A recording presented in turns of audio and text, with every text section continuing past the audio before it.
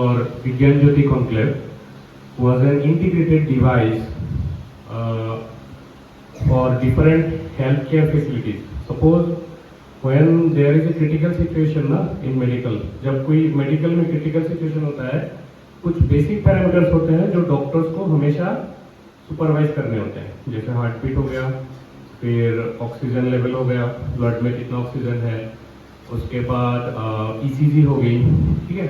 तो हमने क्या सोचा, हमने सोचा क्यों ना हम लोग लो कॉस्ट में, बहुत चीप कॉस्ट में कुछ ऐसा बनाए कि ये तीनों पैरामीटर्स हमको मिल जाए और उनको हम लोग हैंडी भी कर सकें। ईसीजी मशीन बहुत बड़ा होता है, ठीक है, उसको और भारी भी होता है, उसको उठा के कोई सिंगल पर्सन लेके नहीं जा सकता। उसको ऑपरेट करने के लिए 220 वोल्ट चाहिए, यानी कि इलेक्ट्रिसिटी चाहिए एसी वाली। तो हमने ये सारा चीज़ सोचा और फिर हमने सोचा कि कुछ ऐसा डिजाइन करते हैं जो पोर्टेबल भी हो, मतलब वही पुराना चीज़, ठीक है। देखो, आपका जो इनोवेशन का जो कॉन्सेप्ट है, हमको लगता है कि कुछ नया करना ही इनोवेशन है, नहीं। अगर जो एग्जिस्टिंग है उसको अगर और आप डेवलप कर पाए तो वो भी इनोवेशन है।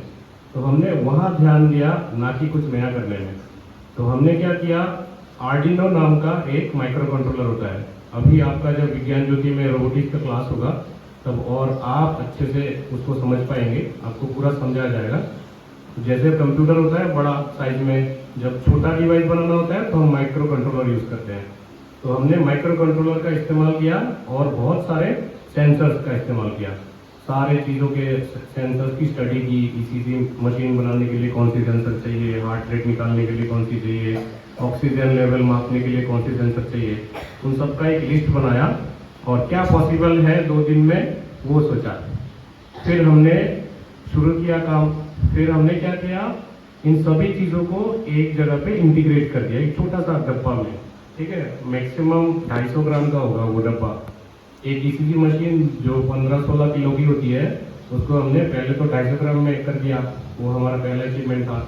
फिर नेक्स्ट हमने क्या किया, उसमें बैकअप के लिए, पावर बैकअप के लिए उसमें हमने जो मोबाइल वाली बैटरी होती है ना, वैसे लिथियम बैटरी का इस्तेमाल किया। तो उससे वो और लाइट वेटेड हो गई, समझ में आया। तो हमने इस तरीके से एक ऐसा इमरजेंसी इक्विपमेंट, इंटीग्रेटेड इक्विपमेंट बना दिया जिससे ये तीनों चीज़ें हम लोग कंटिन्यू मॉनिटर कर सकते हैं। अब पर्पस क्या था, क्या ज़रूरत है इस इनोवेशन का। गांव में या रिमोट एरिया में क्या होता है, लाइट नहीं होती, पहली चीज़, और दूसरी चीज़ है एक्सेसिबिलिटी।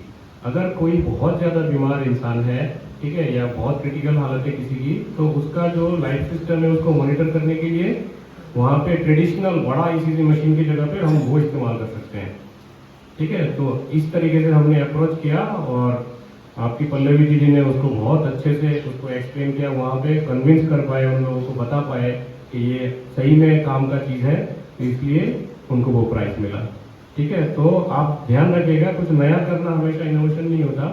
जो पुराना है उसको अगर आप आसान कर दो, ठीक है। जैसे पहले पेन भी तो थे ना, इंक वाले थे, फिर बॉल वाले निकल गए, उससे क्या हुआ, रेट जो मतलब कॉस्ट जो है वो कम हो गई, उसको भी आज के डेट में इनोवेशन ही माना जाता है, ठीक है।